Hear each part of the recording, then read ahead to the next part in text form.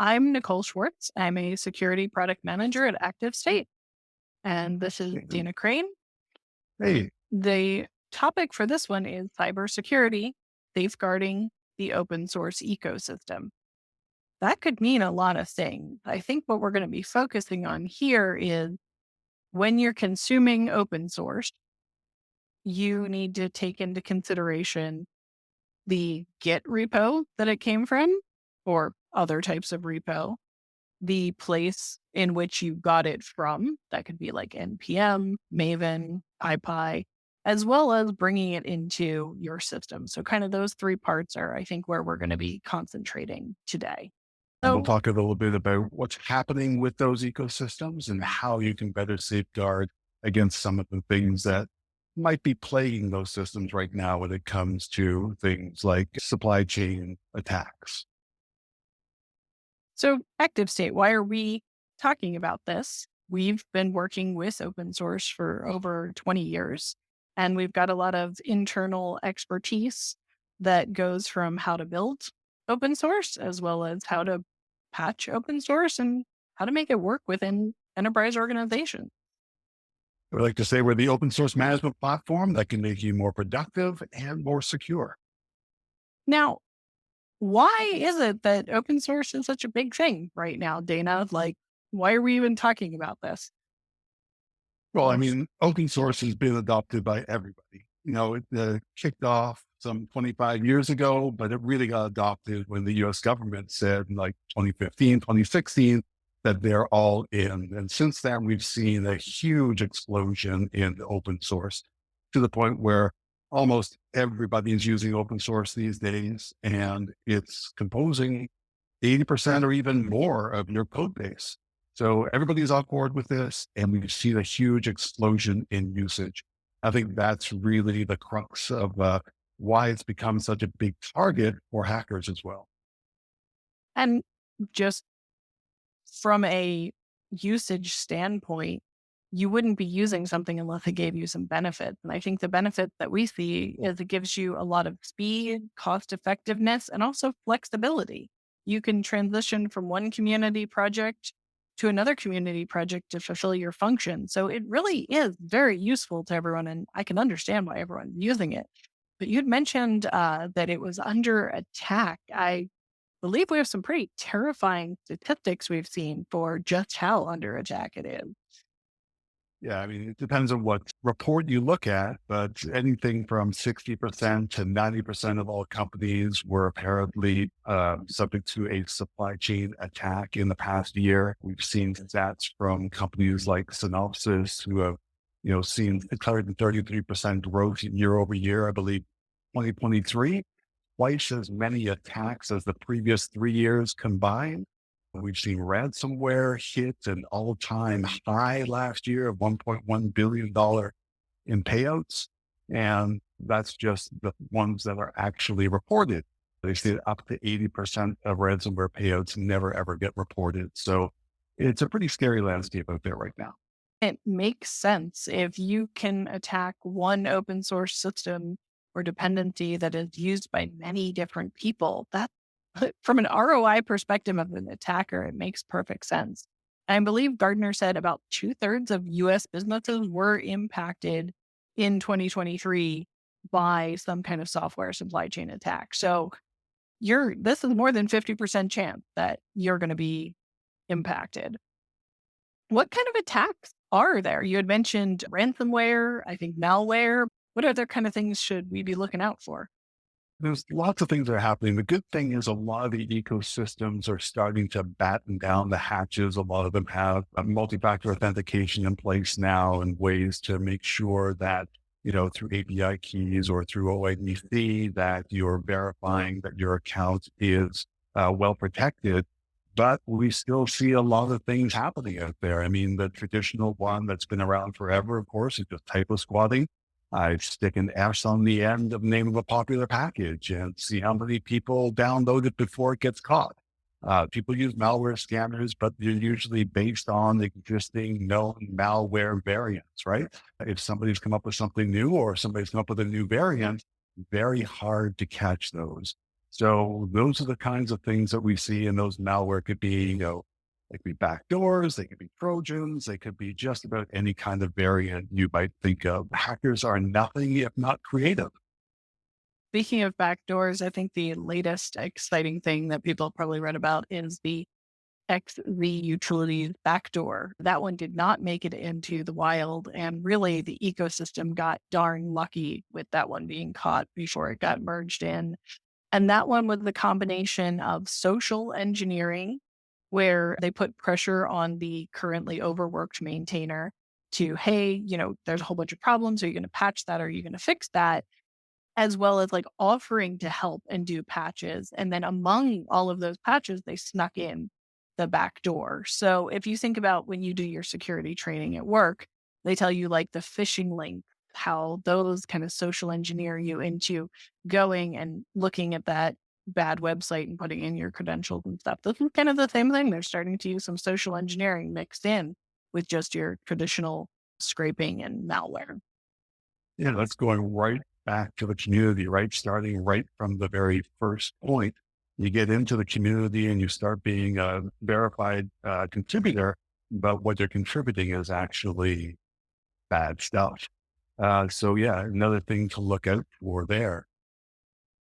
I think the interesting thing is, as you mentioned, both your repositories as well as your package repos, your source repositories and your package repos are looking into following more common practices that people have at their day jobs of the two-factor authentication and signing your commit.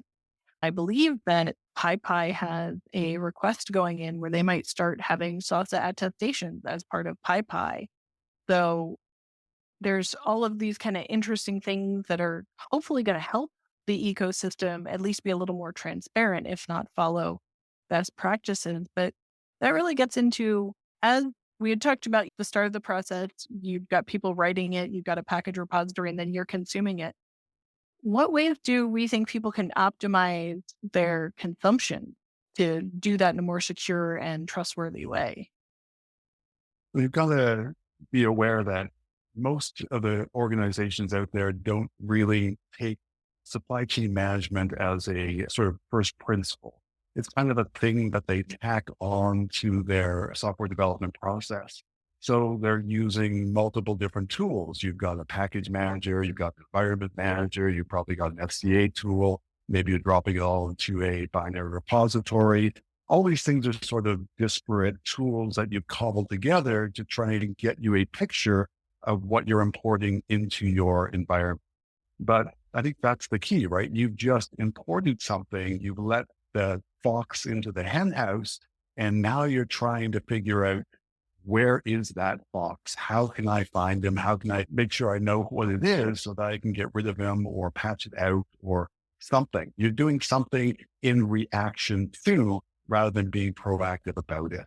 And I think that's the whole point, right? You're not in the software supply chain business, you're in the software business, but your software today is more assembled than written.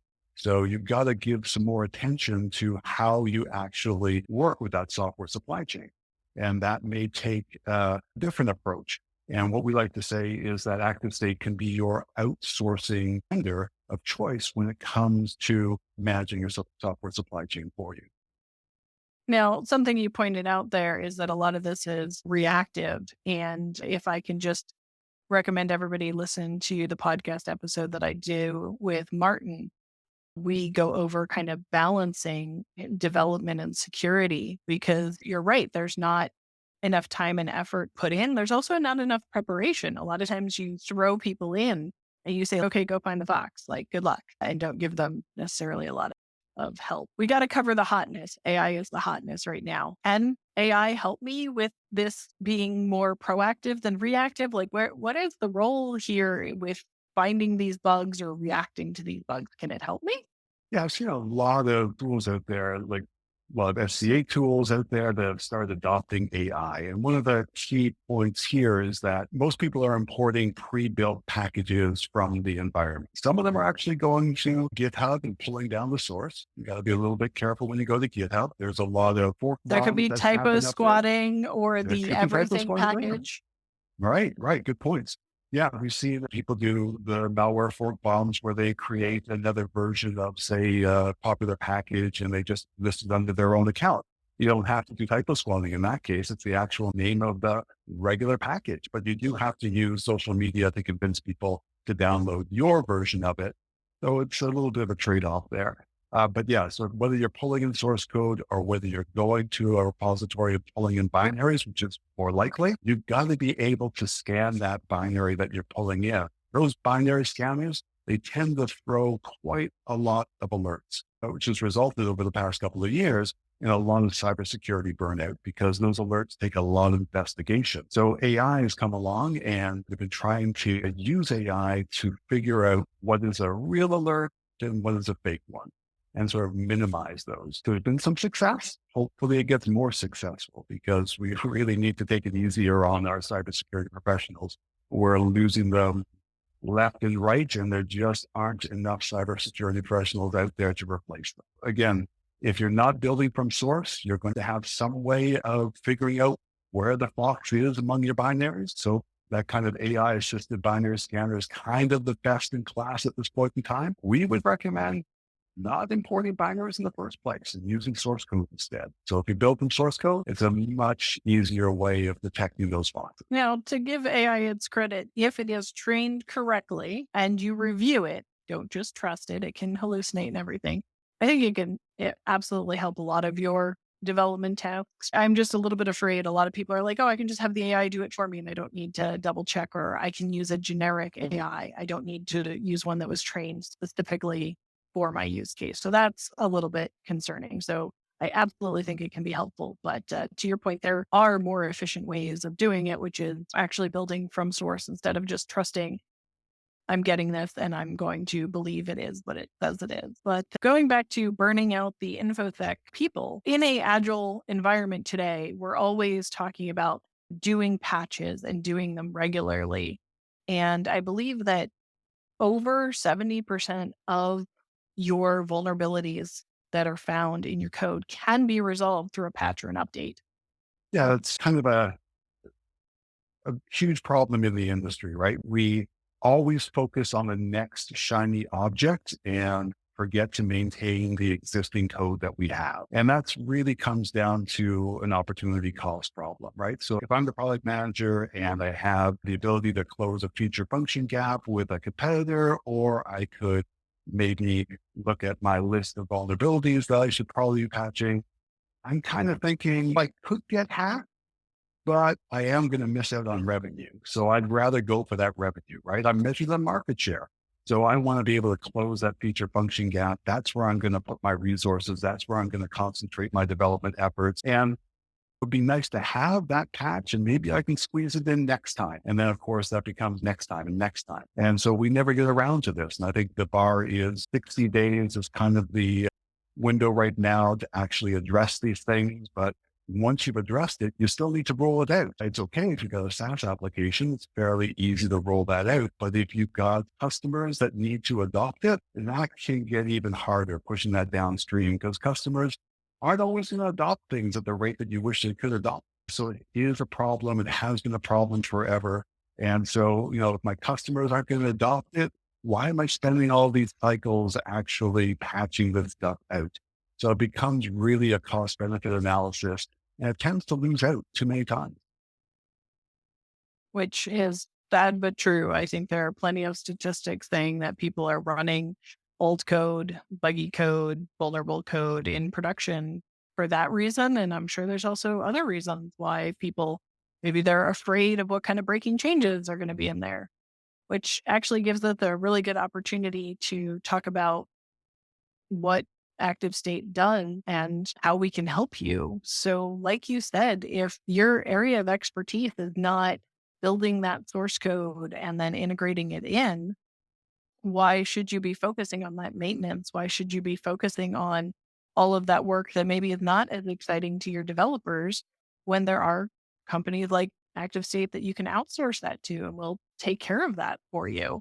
And you can focus on the things that are the new features that are going to bring in revenue or the new things that are going to make your system more performant and speedy or save you money on your CPU cycles and memory. So that is certainly a cost value you could do that is not going to force you to push off your developer's time. It may cost you a little bit of money, but you're going to save money and hopefully make more money releasing those new features. So, kind of getting into that, like, what would you think is kind of the coolest benefit that comes from being an open source management platform for an enterprise? Like, what is the coolest thing you think we bring to enterprises?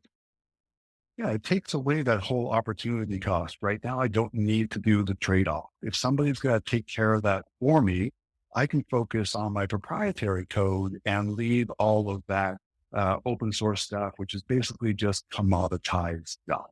So if you go back to the 70s and 80s in the manufacturing world where manufacturers used to manage their own supply chains, they eventually realized that the model was actually a drag on production. And that's what really we're talking about here. By outsourcing that supply chain, you realize immediately the efficiency that you can gain by having somebody else deliver the parts that you need just in time for your manufacturing process.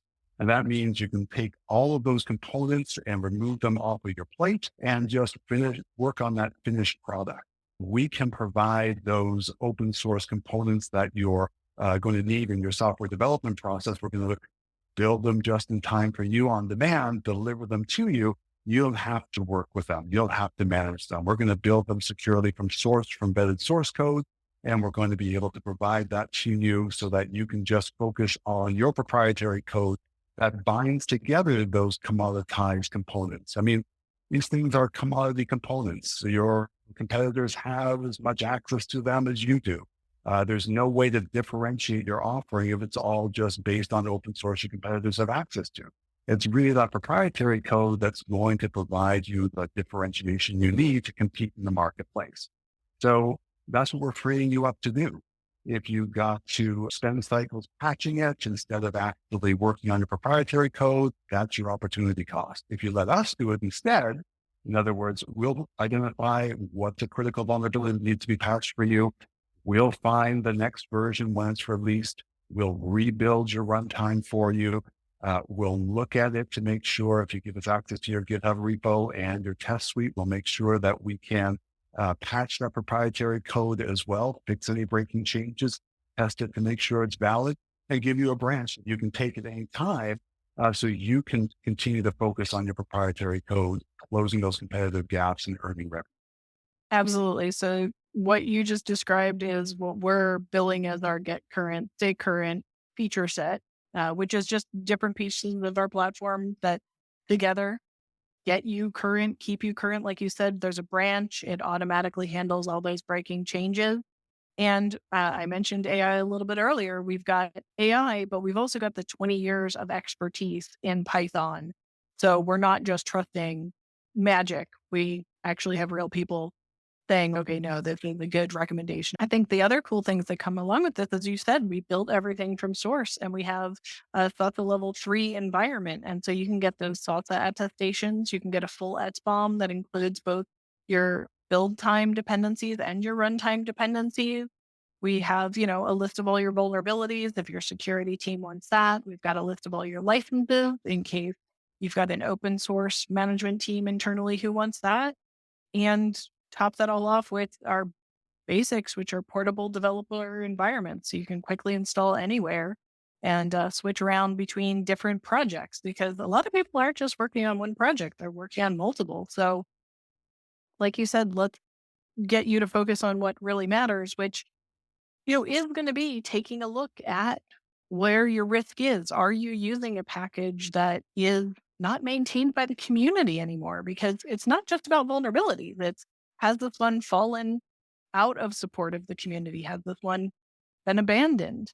Then if you can just hit a button and instantly get it, that makes that a little bit easier. The whole idea of safeguarding the open source ecosystem. I mean, sitting in your enterprise, it's hard to be able to reach back into that open source ecosystem and be able to create some kind of a solution at that end. You really have to bring this into your own organization, these kinds of best practices to make sure that the ecosystem that you are exploiting, that you are using within your own application is going to be secure once it crosses the threshold of your organization. Now, we always encourage people to contribute back to the open source community. That is absolutely one way that you can help safeguard the open source ecosystem. Participate in it. Bring your own best practices, your own best security practices back into those organizations. Work with them.